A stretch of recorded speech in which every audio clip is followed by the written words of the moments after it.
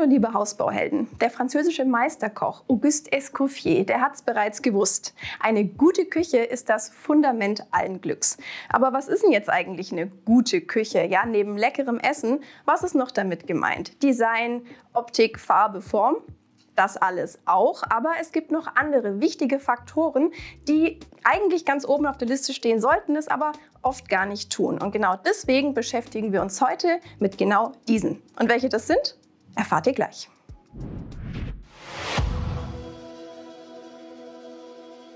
Wie viel Zeit pro Tag verbringt ihr in eurer Küche? Wer täglich 2 bis 3 Mahlzeiten zubereitet, bei dem können es gut und gerne mal 3 bis 4 Stunden Zeit sein, die ihr an der Küchenarbeitsfläche verbringt. Und genau deshalb ist es essentiell wichtig, dass eure Küchenarbeitsfläche die optimale Höhe für eure Körpergröße hat. Sonst sind Verspannungen, eine schlechte Haltung und Rückenschmerzen vorprogrammiert.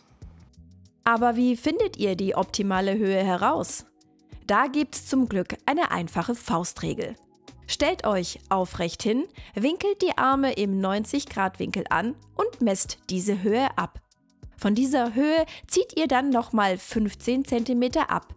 Das Ergebnis ist die ideale Höhe für eure Arbeitsplatte.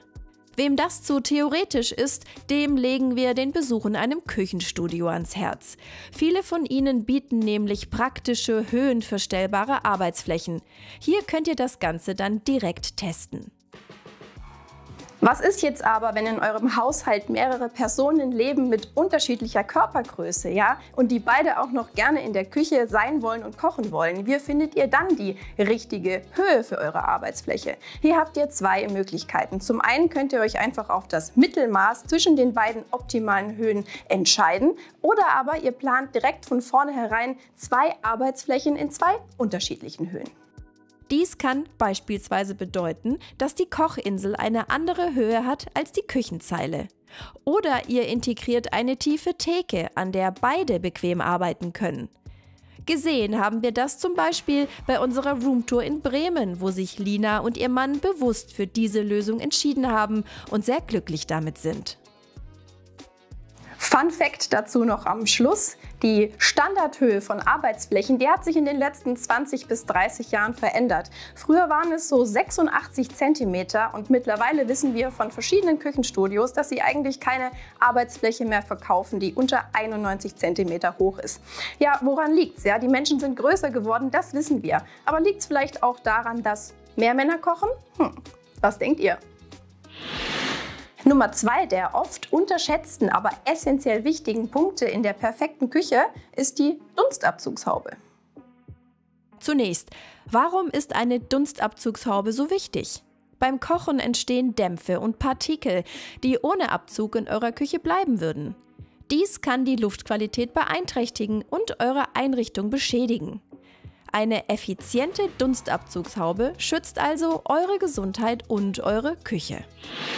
Auch wichtig zu wissen, es gibt 2 Haupttypen von Dunstabzugshauben, nämlich Abluft und Umluft. Abluftabzüge leiten die verschmutzte Luft direkt nach draußen und sind besonders effektiv bei der Beseitigung von Gerüchen und Fettpartikeln. Sie sind ideal, wenn eure Küche eine externe Wand hat. Umluftabzüge hingegen nutzen Aktivkohlefilter, um die Luft zu reinigen und zurück in die Küche zu leiten. Sie sind eine gute Option, wenn keine Abluftmöglichkeit besteht. Und dann kommt es natürlich einfach auch auf die Planung eurer Küche an. Es ist völlig logisch, dass wenn das Kochfeld sich auf der Arbeitsfläche an der Wand befindet, dass dann auch eine Wandhaube am meisten Sinn macht. Ist euer Kochfeld auf der Kochinsel geplant, könnt ihr euch für eine Inselhaube entscheiden, die über der Kochinsel angebracht wird. Optisch sind die oft sehr ansprechend designt und es gibt jede Menge technische Spielereien, wie diese hier, die sich mit Fernbedienung höhenverstellen lässt. Sie erfordern jedoch eine spezielle Deckenbefestigung und sind dann auch meist teurer. Eine innovative Option sind Muldenlüfter, euch vielleicht eher bekannt als Kochfeldabzüge. Sie sind in der Arbeitsplatte integriert und sparen Platz, während sie das Sichtfeld nicht beeinträchtigen. Allerdings können sie in der Installation komplexer und teurer sein. Dann ist allerdings auch das Kochfeld bereits integriert. Die Installation kann euch ebenfalls Stauraum unter dem Herd nehmen. Aber welche der Varianten sind nun effizienter in Sachen Geruchsbekämpfung und angenehmer in der Reinigung? Klassische Abzüge von oben ziehen den Dunst erst ein, wenn er schon aufgestiegen ist, was dazu führen kann, dass sich die Gerüche vorher schon in der Küche verteilen. Beim Kochfeldabzug ist das anders. Hier werden die Dämpfe direkt am Entstehungsort abgesaugt. Der Abzug arbeitet schneller, als der Dampf aufsteigt, sodass er sehr effektiv arbeiten kann. Zur Reinigung ist zu sagen, dass ein hängender Abzug aufwendiger ist, da man erst den Herd abdecken und dann über Kopf hantieren muss. Die Kochfeldabzüge sind wegen ihrer kleineren Oberfläche einfacher zu reinigen. Oft gibt es noch einen Fettfilter, der in der Spülmaschine gereinigt werden kann.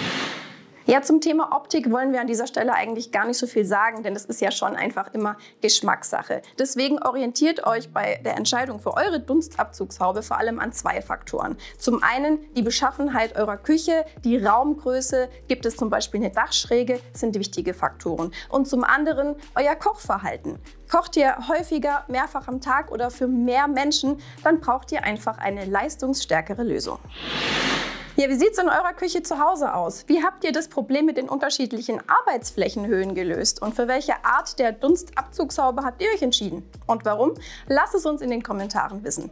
Und wie immer gilt, wenn euch dieses Video gefallen hat, dann lasst uns gerne ein Like da, abonniert unseren Kanal und vergesst auch nicht, die Glocke zu aktivieren, denn dann verpasst ihr keins unserer Videos mehr.